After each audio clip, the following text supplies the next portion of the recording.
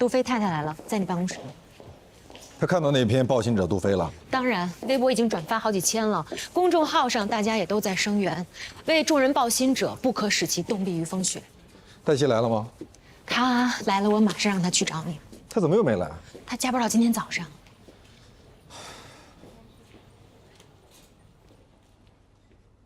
杜太太，报信者那篇文章你们发的，怎么了？怎么了？杜飞现在在取保候审阶段，法院还没判呢。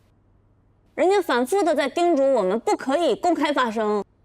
这样，你们就说这不是你们发的，您就说你不知道就可以。我不能说我不知道，他们抓了我丈夫。他们又抓了杜飞。今天来了几个便衣，正好孩子在家呢，他们就跟杜飞说带杜飞走一趟，还说因为孩子在家，就不给杜飞戴手铐。这是什么呀？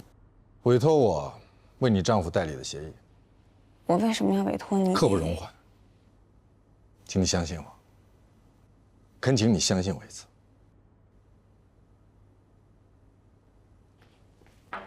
罗老师，您找我？马上联系到这个名单上的所有人，问问有多少人愿意为杜飞求情作证。好，是谁写的？那个报信者杜飞。何赛老师让我写的。你写的？啊？为什么要写？啊？你知道发生了什么吗？你哪儿听说的这些啊？谁让他发的？杜太太，这个事情我们回头跟你解释。现在我们的当务之急是解决你先生的问题。马上删除那篇微博。删除。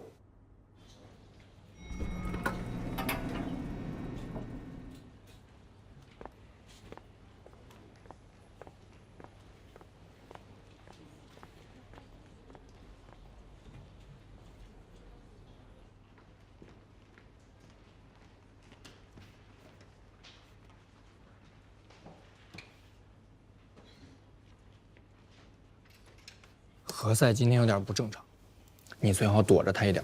最好躲着我一点。你怎么了？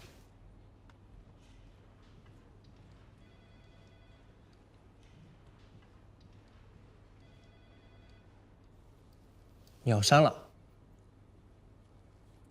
罗宾让你删的吧？罗宾太高了，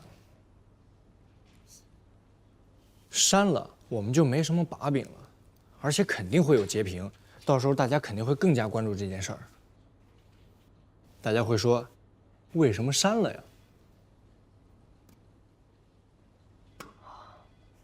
哎，您好，您好，我是全景律师事务所罗宾律师的助理黛西，我想跟您了解一些情况。杜飞先生您认识吧？认识。他是不是曾经分文未取，给您购买过药品？有这么回事儿？他人特好，我们这儿有个请愿书，杜飞先生非常需要大家的帮忙，您能帮我签个字吗？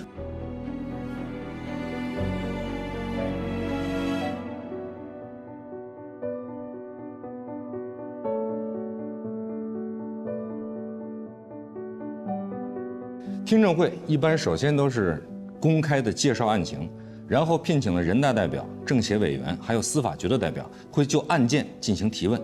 你说的我都听明白了，所以杜飞才不想去，他怕逼着他当场认罪。听证会不是审判，但是也会有意见相左的双方互相辩论。那我不去行吗？我怕去了会控制不住情绪动手。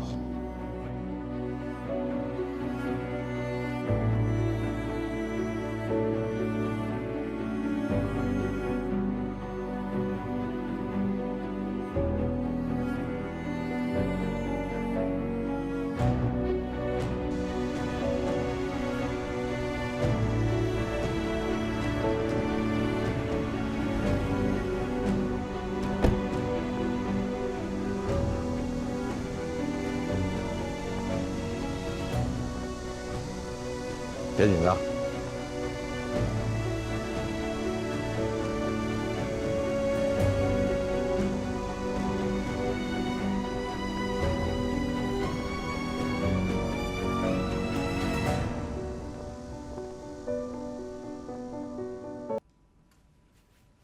杜飞啊，确实构成犯罪，法不容情。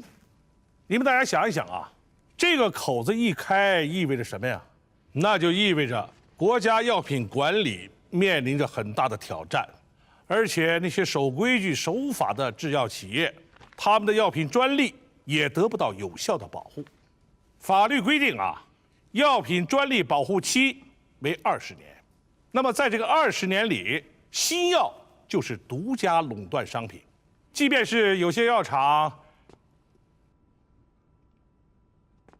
获得了此药的配方，也不能生产和上市此款药，销售和代理的单一性，导致药品价格不能随着市场的变动而变动。何家义老师是我们的前辈，我非常尊重何老师。但是在这个事情的观点上，我跟何老师的观点不同。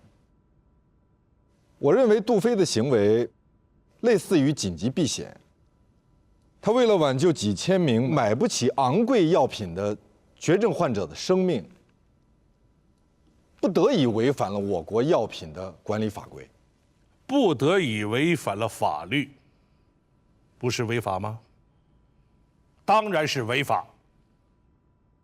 罗律师啊，我问你个问题啊，你刚才说杜飞为了挽救几千名买不起昂贵药的绝症患者的生命，不得已代购了假冒的仿制药。如果说杜飞的这种行为不违法，我们是不是可以这么理解：一，所有以活着为目的的行为都可以不追究法律责任呢？二，我们国家的药品专利保护是不是就是一纸空文呢？是这样，何老师，杜飞的行为呢，确实是损害了药企的利益，但是他却保证了更大的公民的权利——生命健康权，以损害了小部分人的利益，保护了更大的利益。不，我不认为他保护了更大的利益。我们大家一直在说杜飞为了挽救那些吃不起昂贵的抗癌药患者的生命，不得已而铤而走险。那么我们知道为什么抗癌药动辄要几万块钱一盒？新药的研制、实验都需要资金。一个国外的创新药从研制到上市，据我掌握的资料，它的直接研究支出至少也要7亿美元。如果再算上那些失败的药物，一个药物上市，那么至少也要25亿美元，而且它只有10年的销售期。这只是研发费用，还不算后期的销售费用、制造摊销，所以它注定不能薄利多销。我非常同意这位专家的意思啊。大家想一想，如果我们不尊重、不维护药品专利，放纵那些便宜的仿制药，那么还有哪些药厂会投巨资去研发新药呢？如果没有人研发新药，从长远的角度上看，那么我们面临的损失不更大吗？那就要看我们如何确定什么是更大的利益。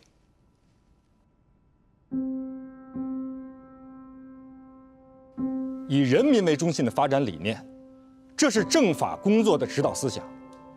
我们认为，司法的原则和宗旨就是以人为本，保障人权。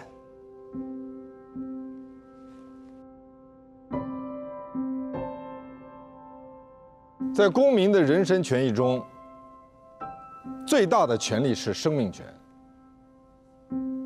所以，如果认定杜飞的行为构成犯罪，那么将背离刑事司法的价值观。请在座的各位能够再次认真考虑一下。